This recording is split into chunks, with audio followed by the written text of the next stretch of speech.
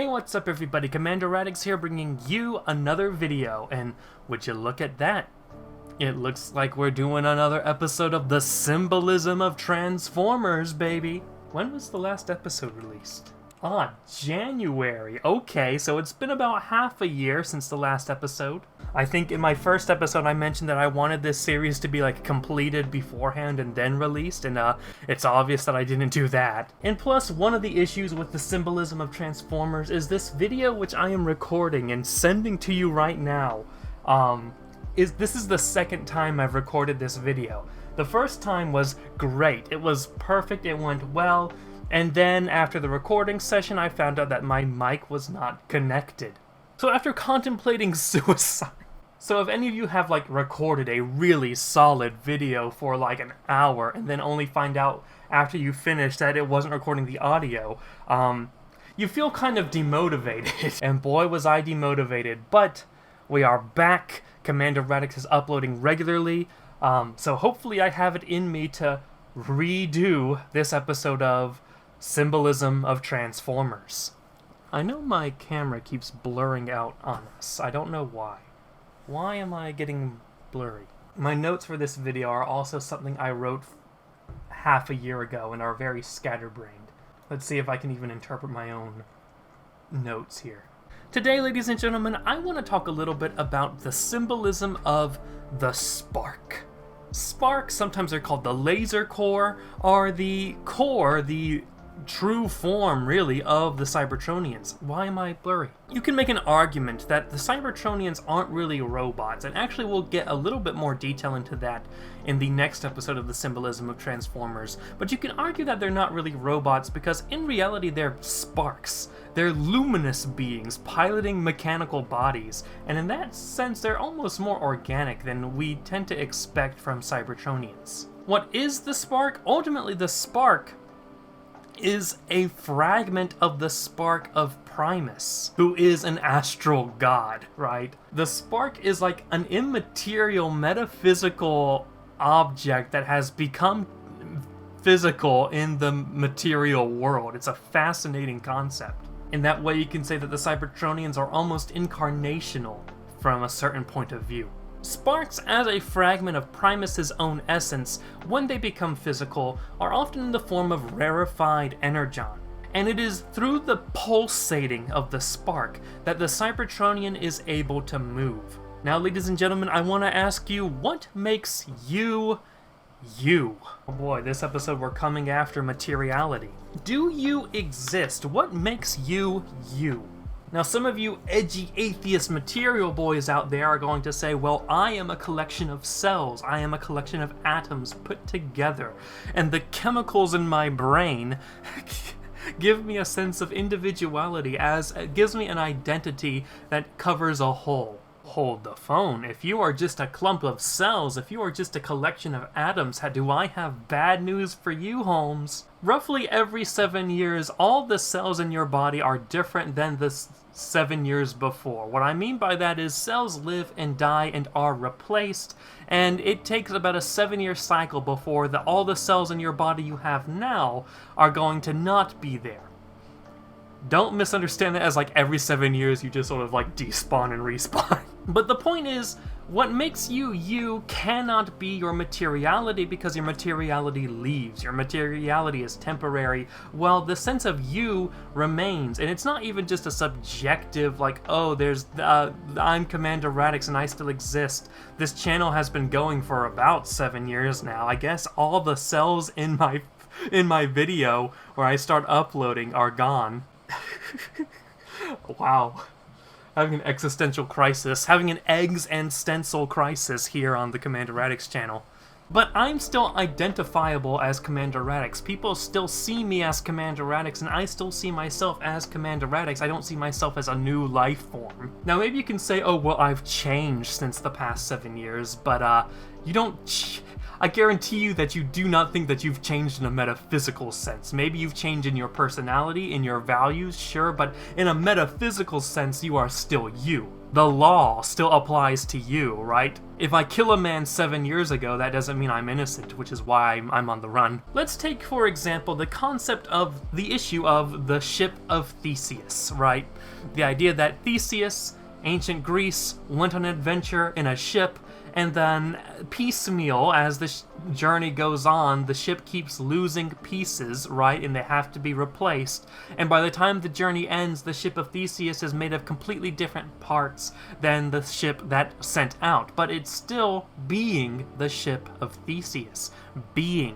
Existence is an active being. It's not simply a passive being. You know, we can almost say that a better word for being is doing. As long as it's doing the ship of Theseus, it is the ship of Theseus. Now, that doesn't mean that the doing and the being is a subjective thing. It's the inaction of an objective reality. The ship of Theseus couldn't be the ship of Theseus unless it was the ship of Theseus, in which case then it can be the ship of Theseus. I don't know what I just said. So are Transformers their sparks? They certainly have a bit more materiality to them. They do have memory chips or the brain module, right? But a Cybertronian can still exist with a spark even if the brain module is gone or replaced. They might have a completely different personality. We've talked on Transformers lore about how the second Scorponok from Transformers Energon probably has the spark of Thrust. They have very different identities, they have different brain modules, but metaphysically they're actually the same character, probably. You know, so what happens when Scorponok dies, right? We see him die in Transformers Energon, although in Transformers The Rebalancing, or the Balancing Act, he comes back as Dark Scorponok and then gets killed again, I think. What happens to Scorponok's spark? Well, it's a material thing, and you can crush and destroy the spark, but we also know that Transformers essentially have souls that are basically part of the spark, in some way, shape, or form. You can think of it similar to the concept of the heart, or, you know, as someone who's part Okinawan and living in Okinawa we have the concept of the chimu, the liver, that the liver is sort of the center of your metaphysical being. Right, there is a physical heart, there is a physical liver, a physical chimu, but it's also like an immaterial, there's also an immaterial heart, an immaterial chimu that's more analogous to the soul, or maybe in the Okinawan context, mabui. Sparks can exist outside the body, just not really long term. It's not seen to be the ideal that a spark exists out of the body, which is interesting when we think of how the medieval tradition defines a human, in the Christian tradition indeed, defines a human as a soul that is in a body. A human soul in a human body, I should say. Now, when the spark is extinguished, the soul goes to Primus in the normalized situation, which is interesting because as a fragment of Primus, it's returning to Primus, which is a weird sort of monism in Transformers, which is really interesting, this idea that all is one, but like only the Transformers, only the Cybertronians are just emanations of Primus in that regard, which is fascinating. Almost a sort of Brahmanism in Transformers. But this brings us to the idea of till all are one, right? That ideally, at the end, all these creatures Primus created for the grand plan are going to return back to him when the Theomachy ends, is the idea, but then the Shroud happens. But I want to talk more about the concept of the soul in the body, the spark in the Cybertronian, and the metaphysical and immaterial influencing the material and physical. It is from the spark that the Cybertronian body takes form. In the IDW Transformers Hasbro universe, the spark sort of grows from the planet Cybertron, and from that spark, living metal emerges. That is, living metal encoded with CNA, cybernucleic acid? It is cybernucleic acid, or cyber nano algorithms, which is basically the Cybertronian equivalent to DNA.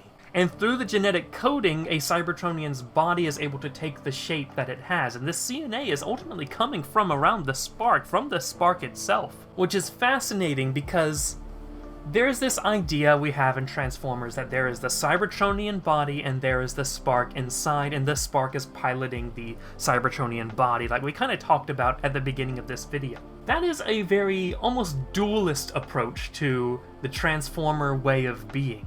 For example, there are other types of traditions in the world that sort of suggest something similar of dualism. Like, let's take, for example, Gnosticism.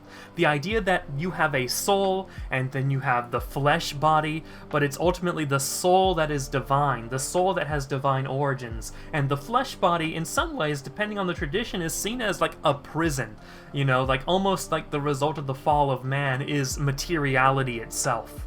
And there's many different types of Gnosticism, but this is the one we're looking at here today. But the idea that the soul and body are separate is not actually that compatible with the idea of essence, the idea of the metaphysical you. Now, Commander Radix, what do you mean by that? So essence is what makes you you. It's connected to the soul. And you say that the materiality does not make you you. You said that the cells replace every 7 years. The ship of Theseus was still the ship of Theseus because it had the essence. But now you're going to say that the material body also matters. What do you mean, Radix? Well, dualism kind of turns the idea of the body into more of a subjective experience in a way. Something that doesn't matter and something that's separated from you, but the concept of essence doesn't disconnect you from your material body. It's saying that the material body does not make you you, however, it is a part of you. The body is what makes you identifiably you, even though it can be in a different atom structure. It's still your body. People like to say things like, "Oh, I have an old soul," or like, "My soul feels drawn to this." But when we look at the metaphysical traditions, human souls aren't really different from each other. Human souls are just that. They're human souls. They are human nature. And if you could like look at a picture of a human soul, you know, this is getting weird, but it would be identical human to human. It would be the same quality. It's the body that makes you identifiably you, that is coming from the soul. People don't really have different souls, but they have different types of bodies. In a way, your body is more related to your identity than your soul is, which flies in the face of dualism or Gnosticism and things like that. The soul is the life of your human body, not some other body, not someone else's body. Your soul is the life of your body, and it's your body that is the expression of that soul that is identifiable and gives you your personality. Not personality in the sense of like, you know, psychology, but personality in the sense of personhood. Just like the ship of Theseus is being the ship of Theseus, it's doing the ship of Theseus. Humans fall in a very similar category where we are more human when we are in relationship with other humans, because it's in a relationship that we can do things that make us us. I have a little bit of a quote from Father Stephen D. Young in the Lord of Spirits podcast. He says, "Our identity is not this internal thing that's eternal, that we're born with, and that we later discover. Our identity is something that is formed over the course of our life, through our choices, our experiences, our relationships, externally with other people. What we do, whom we love, the family structures, the community structures we become a part of, and how we operate within them. That's what forms our identity." The big problem with identity in our culture is that everyone is so isolated and alienated from everyone else because they're sitting in front of their computer and they don't know who they are because they don't have any of these relationships or community structures or family or social structures. Aristotle made this plain a long time ago. If you live alone, you can't be human. If you live alone, you're either a beast or a god. Animals can live alone. He thought the gods could hypothetically live alone, but humans can't. So you're either going to have to become superhuman, like, say, Saint Anthony, who became like God out in the desert, or you're going to become subhuman. And unfortunately, our culture and society is trying to grind us all down into subhumanity by isolating and alienating us. But the way to fight back against that, the way to understand who you are, the way to become the person God created you to be, is to go and find it outside, in relationship with other people, in love shared with other people. You know, in that final statement of, you know, we are our relationships, really highlights the Christian doctrine, that the idea that humanity needs to be in communion with one another, the love your neighbor idea. It's very difficult to be a Christian and be entirely alone. Solitude turns you into a god, or it turns you into a monster. So when we look at creators and people in this life who are more dualist, who are more Gnostic in their worldview, take for example the creators of the Matrix series. The Matrix is a very intensely dualist work of fiction. The idea that there is a material world and an immaterial world, and they are at odds with each other. Is it any wonder that the creators of the Matrix ended up becoming transgender? Transgenderism is a very interesting phenomenon in today's world, in which it takes metaphysical assumptions about the soul, and that a soul itself can be gendered, and that somehow there's this idea that a soul of a gender can be inputted into a body that is not physically the gender of which matches the soul. That does not make sense from a metaphysical point of view, because from the metaphysical point of view, the body is the soul. There is no such thing as a male soul and female soul that's in contradiction with the body it's in, because the body is emanating from the soul. The body is being created from the soul. It's like when I make a footprint in the sand, and then there's my footprint in the sand, but I decide that I don't like the way the footprint in the sand looks like because my foot immaterially has a different shape. Now, one thing that's interesting to me in Transformers is how it inadvertently, while you could look at it from a Gnostic point of view, oh, there's the immaterial spark piloting a material robotic body that gets ripped apart and destroyed in the battlefield over and over, and literally transforms and changes. You could be forgiven for thinking Transformers is in a way a dualist work. However, when we look at Transformers lore, when we look at how CNA and living metal comes from the spark, and during the protoform stage, it's the spark that's determining the way the body looks, and the CNA that's putting together the body, we realize that there is not actually this dualist thing in Transformers where there is the spark and the body. Because when you actually look at the lore, the Cybertronian body is the spark, which is fascinating. But anyway, that's going to wrap up this episode of the Symbolism of Transformers. I hope you enjoyed. We are going to explore more in the next episode of the Symbolism of Transformers, the nature of the Cybertronians, if they're really what we could call robots. And I think from this episode you know the answer already. But we're going to explore more of, are the Cybertronians really robots? And if they're not robots, is Transformers really science fiction?